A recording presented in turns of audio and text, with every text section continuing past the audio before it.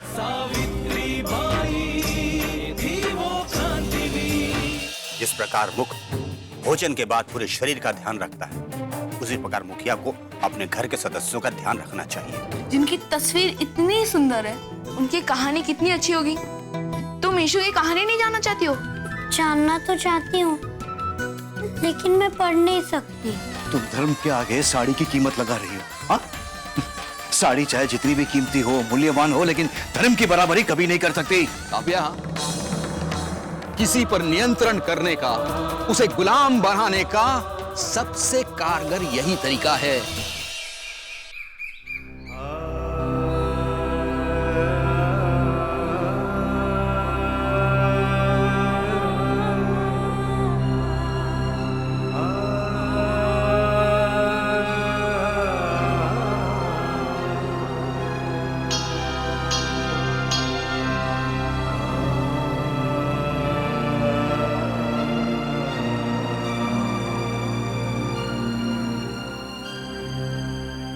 मुझे क्षमा कर देना ज्योति, मैं तुम दोनों का मन नहीं रख पाई। आप क्यों क्षमा मांग रहे हो अक्का? क्षमा तो बाबा को मांगना चाहिए। उन्होंने जो कुछ भी किया वो गलत किया। वो जिस धर्म और प्रथा की दुहाई देते रहते हैं, वो असली में एक ढोंग है। धर्म के नाम पर स्त्रियों को अपने अधीन करने के लिए ऐसी प्रथा बनाई गई है। वरना एक विधवा सुहागन की दी हुई साड़ी क्यों नहीं पहन सकती? ज्योति, तू अब तक इतना समझदार नहीं हुआ है, तू नहीं समझ सकता। जिसका पति नहीं, तो उसे क्या जरूरत है अच्छे वस्त्र पहनने की? क्या जिसका पति नहीं होता, उसकी कोई इच्छा भी नहीं होती अक्का?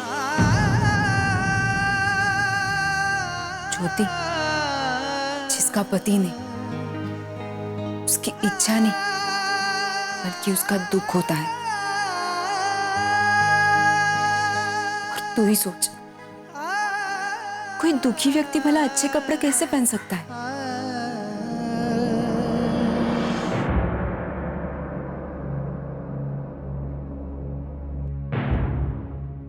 अक्का, समय हर दुख का उपचार कर देता है, लेकिन ये समाज और धर्म ऐसे हैं कि एक स्त्री के दुख को भूलने ही नहीं देते। अपने पति के मरने के बाद स्त्री एक नए वस्त्र भी नहीं पहन सकती, और पुरुष है कि एक के बाद एक शादी करते ही जाते। तुम्हें नहीं लगता अक्का कि ये धर्म सिर्फ पुरुषों के लिए ही बना गया है, जिसमें उनके लिए सारी सहूलियत है, और स्त्री के लिए उनके आंसू पोंछने के लिए कोना भी नहीं? अक्का, बाबा से मैं तो ये सब बातें नहीं कर पाया क्योंकि वो उस वक्त गुस्से में थे, लेकिन अब मैं फिर से उनके पास जाऊंगा और उन्हें इस बात का एहसास करवाऊंगा कि उन्होंने जो कुछ भी किया वो ठीक नहीं किया। नहीं ज्योति, तू ऐसे नहीं करेगा, मुझे पता है। भाऊ तेरी बात कभी नहीं मानेंगे, वो कभी नहीं सुनेंगे। फिर बिना मतलब का वाद विवाद क्यों? अक्का, ये बिना मतलब का विवाद नहीं है। इससे हमारी इच्छा, खुशी और प्रेम जुड़ा हुआ है। अक्का, जॉन सर कहते हैं कि मनुष्य को अपने खाने, पीने और पहनने का अधिकार होना चाहिए, और जो समाज ये सब करने से रोकता है उसे बंद समाज कहते हैं। उस समाज में मनुष्य होते हुए भी गुलाम कहलाते हैं। देख ज्योति, तेरे जॉन सर चाहे जो कुछ भी कहे, लेकिन तू भाऊ से इस बारे में बात नहीं करेगा, क्योंकि अभी कोई तेरी बात नहीं समझेगा, नहीं सुनेगा। बल्कि तू जो कुछ भी कहेगा तो लोग तुझे बच्चा समझकर अनदेखी करेंगे।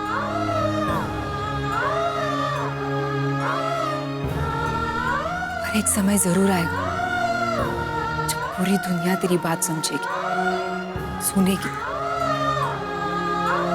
जो तू चाहता है ना कि सब तेरी बात माने, तो तू पढ़ाई में ध्यान दे और पढ़ लिख कर इतना बड़ा इंसान बन जा कि सब तेरी बात माने। लेकिन अक्का, ज्योति, तू चाहता है ना तेरी अक्का बहुत अच्छे वस्त्र पहने, तू पढ़ लिख कर इस लायक बन, ये धर्म, ये समाज सब तेरी बातें सुने, तेरी बातों को समझे, और फिर तू इस धर्म और समाज की सब पुरानी बातों को बदल सकता है। तो पता है ज्योति, तब मुझे नए वस्त्र पहनने में भी कोई दिक्कत नहीं होगी।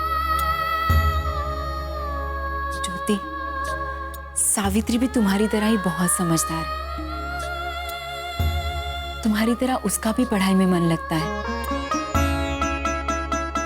तुम भी उसे अपनी तरह पढ़ाओ, लिखाओ, क्योंकि वो तुम्हारी पत्नी है और वो जितनी समझदार बनेगी तुम उतने ही मजबूत बनोगे।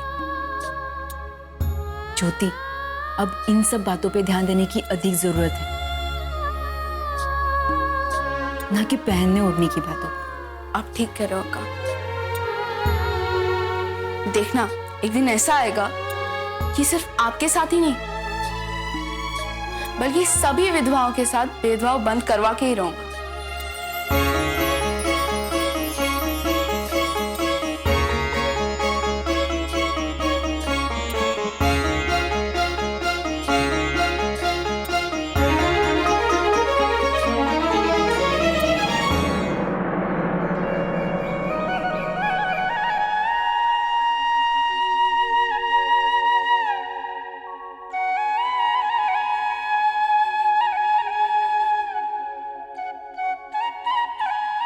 गोविंद,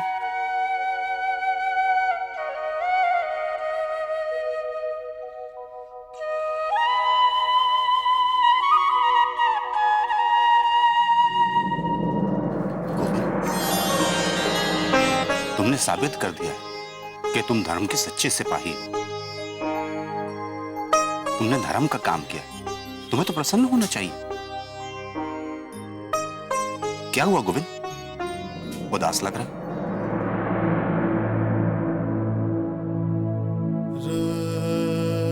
पुजारी जी, मैंने धर्म की रक्षा तो कर ली, लेकिन अपने परिवार के सभी लोगों को दुखी कर दिया मैंने। धर्म का कार्य करके भी मैं खुश नहीं हूं। मुझे ऐसा लग रहा है कि मेरे हाथों कहीं ना कहीं अधर्म हो गया। ये माया है, परिवार की माया। तुम्हारा परिवार के प्रति मोह है, इसीलिए तुम धर्म का कार्य करके भी प्रसन्न नहीं हो। गोविंद, एक बात का ध्यान रखना कि धर्म ध्वजा साधु सन्यासियों और योगियों के हाथ में नहीं, बल्कि तुम जैसे गृहस्थ के हाथ में होती है। साधु सन्यासी तो धर्म के लिए समर्पित होते ही हैं, परंतु तुम्हारे जैसा गृहस्थ जब मोह माया से ऊपर उठकर धर्म सम्मत कार्य करता है, तब धर्म की असली जय होती है।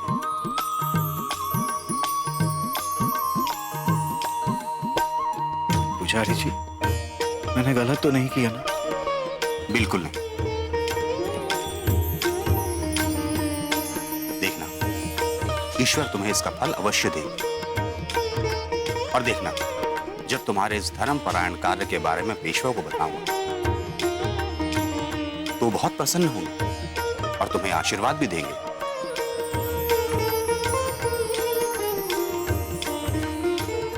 गोविंद, अब दुविधा छोड़ो और प्रसन्न हो जाओ।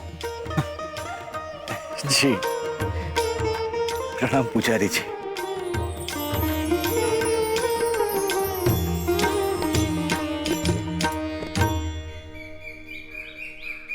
बहनी, अब पता चला उस सगुना ने मेरे मिश्री के रिश्ते के बारे में विचार क्यों नहीं किया? क्यों? क्यों क्या बहनी, वो ज्योति के लायक लड़की नहीं ढूंढ रही थी, वो खुद के लायक लड़की ढूंढ रही थी इसलिए। अपने लायक? हाँ बहनी, ऐसी लड़की जो उसे साड़ी पहनाए, साज श्रृंगार कराए, जो धर्म करम की बातें छोड़ के सिर्फ उसी की बातें सुने। और बहनी, आपको तो पता है ना मेरी मिश्री कितना धर्म करम करने वाली है। भला उसके रहते ये सब उसको करने देते? वो चाहे कोई भी बहू लेकर आए, लेकिन मेरे जीते जी मैं उस विधवा को कभी सधवा नहीं बनने दूंगी। अरे मैं तो पंचायत बुला रही थी, लेकिन वो पुजारी जी ने मुझे रोक दिया। नहीं तो तू भी तमाशा देखती और बड़ा आनंद देती। हाँ बहनी, मुझे भी तमाशा देखना था। भाई, वो देखो सुहागन की विधवा जा रही, जरा बुला उसे, उसका भी हालचाल पूछ ले। अरे सगुना, अरे ओ सगुना, सुन तो। वो मैं जॉन मिशेल के यहाँ जा रही थी, बाद में आऊंगी। अरे बात तो सुन।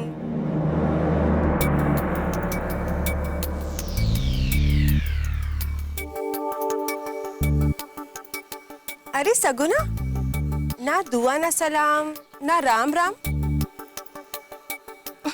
कहाँ हमसे मुंह छुपा के जा रही थी? नाराज है क्या? नहीं बहनी, मैं भला आपसे क्यों नाराज होने लगी? गोविंद भाऊ ने जो किया बिल्कुल सही किया। अरे धर्म से आगे बड़ा कुछ भी नहीं है। बात तो सही कही बहनी आप। ठीक है, मैं चलती हूँ। वो क्या है ना, मैडम मिशेल मेरा इंतजार कर रही होंगी, मैं आपसे बात में। वैसे तो तेरे पास धर्म कर्म की बातें सुनने का समय नहीं है। बस इतना कहूंगी, तेरे पिछले जन्म के कर्मों की वजह से तेरा ये जन्म तो बिगड़ गया। अरे कम से कम इस जन्म में तो अच्छे धर्म कर्म कर, ताकि तेरा अगला जन्म अच्छा हो पाए। जी बहनी।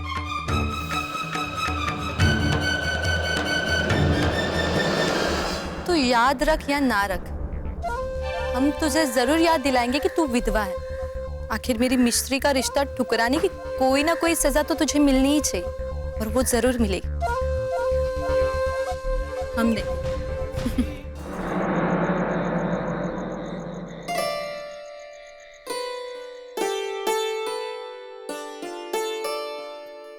ओहो, ये बिस्तर बीच ही नहीं रहा है।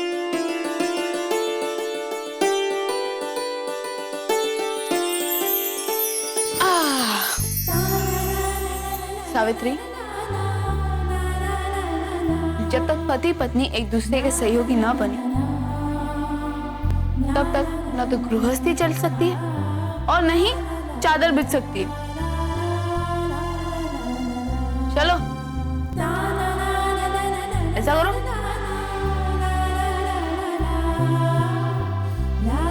हाँ बस बस बस।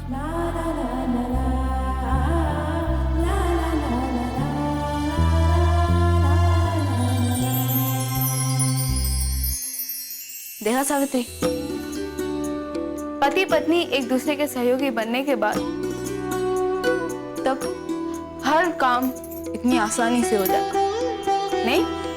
लगता है आज आप स्त्रियों के काम का मन बनाकर आए हैं। मैं चाहता हूँ कि अब से तुम वो काम करना शुरू कर दो जो सिर्फ आदमी ही कर सकता है। मुझे आदमियों का काम क्यों करने को बोल रहे? घर में आप है, बाबा है, फिर आप मुझे घर के साथ साथ खेती का काम क्यों करने को कह रहे हैं? नहीं सावित्री, मैं खेती के काम नहीं करूं, मैं इस काम की बात करूं। मैं चाहता हूं कि तुम भी मेरे साथ ज्ञान के संसार में प्रवेश करो, ताकि आने वाले समय में हम दोनों एक दूसरे के सहयोगी बन सके। मैंने कहा ना आपसे कि मैं पढ़ाई नहीं कर सकती। मैं आपके जीवन में संकट नहीं लाना चाहती, वो भी मेरी वजह से। सावित्री, अगर तुम पढ़ लिख लोगी तो फिर आने वाले संकट में तुम मुझे बचा सकती हो। आप मेरी बात समझ क्यों नहीं रहे हैं? मैं आपके जीवन के संकट के बारे में बात कर रही हूँ। अगर मैं पढ़ूंगी तो मैं विधवा हो जाऊंगी। अच्छा ठीक है। सावित्री, तुमने कुछ कहा था ना अपनी सहेली के बारे में। हाँ, वो मुक्ता, जो शादी के कुछ दिनों बाद वो विधवा हो गई थी। हाँ। हाँ, अच्छा, वो पढ़ाई लिखाई तो नहीं की थी? वो तो पढ़ाई लिखाई में मुझसे भी अधिक डरती थी। अच्छा, जिसने पढ़ाई लिखाई नहीं की थी वो अचानक से विधवा क्यों हो गई?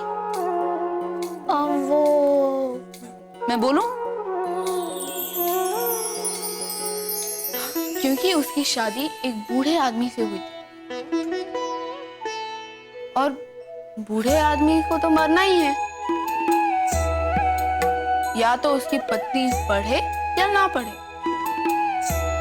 उससे कोई लेना देना नहीं। कैसे लोग हैं यहाँ के, अपनी बेटी की शादी एक बूढ़े आदमी से करवा सकते हैं लेकिन उसे पढ़ा नहीं सकते कि कहीं उसकी बेटी विधवा ना हो जाए। मुझे आपकी बात बाबा की तरह ही सही लग रही है, लेकिन मैं क्या करूं, मुझे समझ में नहीं आ रहा है। सावित्री, मैं दूसरे पतियों की तरह अपनी इच्छा तुम पे थोपना नहीं चाहता। मैं जानता हूं कि तुम पढ़ना चाहती हो। मैं चाहता हूं कि न तुम मेरी बात सुनो और ना ही अपने बाबा की। जो निर्णय लेना है अपने से लो, अपनी खुशी से लो, ठीक है? अरे ये भी ना, जब देखो पाठ पूजा में ही लगे रहते हैं। घर गृहस्थी को तो इनको कोई ख्याल ही नहीं है। अरे सुनते हो? क्या हुआ भाग्यवान, क्यों चिल्ला रही है? अरे चिल्लाऊं नहीं तो और क्या करूं? तुम्हारे पुत्र की चिट्ठी आई है। अच्छा, दिखाओ। उसका दोस्त लाया था। अरे जल्दी पढ़ो ना इसको। पूज्यवर आई बाबा, आशा है आप लोग अच्छे से होंगे। आप सबकी कुशलता के लिए ईश्वर से प्रार्थना करता हूं। मेरी पढ़ाई अच्छी चल रही है, वार्षिक परीक्षा की तैयारी में लगा हूं, इसीलिए घर नहीं आ पाया। परीक्षा समाप्त होते ही आने की कोशिश करूंगा। आप लोगों के स्वास्थ्य का ध्यान रखिएगा। मैंने कांता के बारे में कहा था कि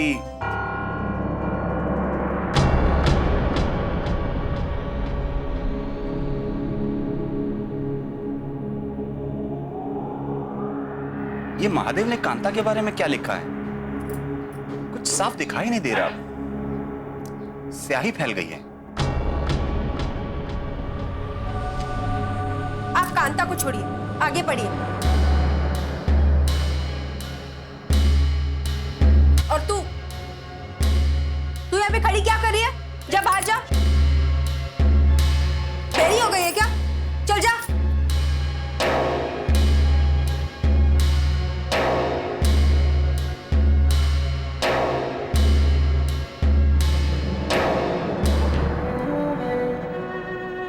काश मैं भी जान पाती कि उस चिट्ठी में क्या लिखा है।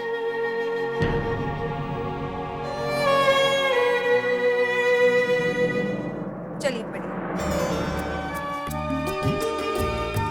कह रहा है मैं परीक्षा समाप्त होने के बाद जल्दी आने वाला हूं।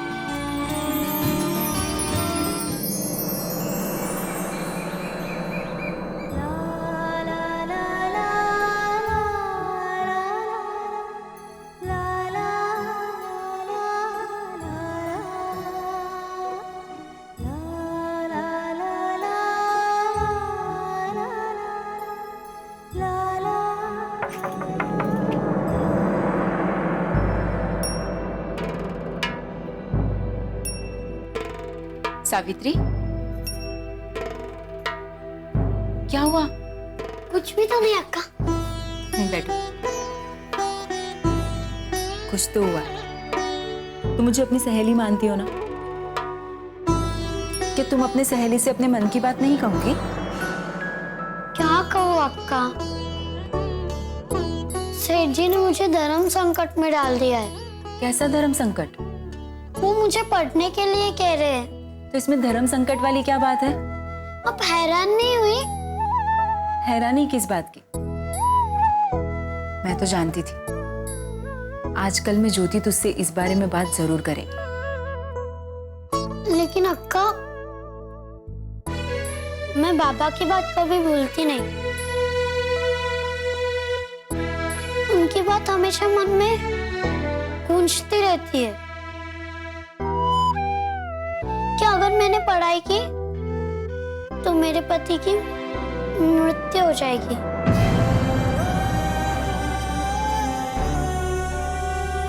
क्या ज्योति ने तेरी इस समस्या का समाधान नहीं किया? उन्होंने अपने तरीके से समझाया,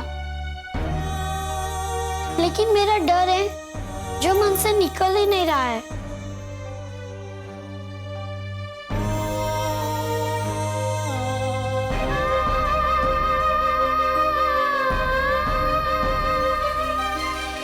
काव्या, किसी भी कृति के विरुद्ध सिर्फ दो ही प्रकार के व्यक्ति विद्रोह कर सकते हैं।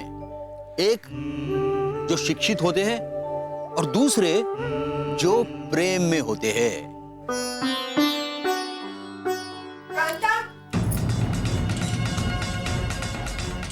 तू मेरे कमरे में क्या कर रही है? हाँ, पापा बचा लेना। मैं जानती हूँ कि इतनी रात को अकेले नहीं जाना चाहिए, पर अगर आज नहीं गई फिर कभी भी जाने नहीं मिलेगा।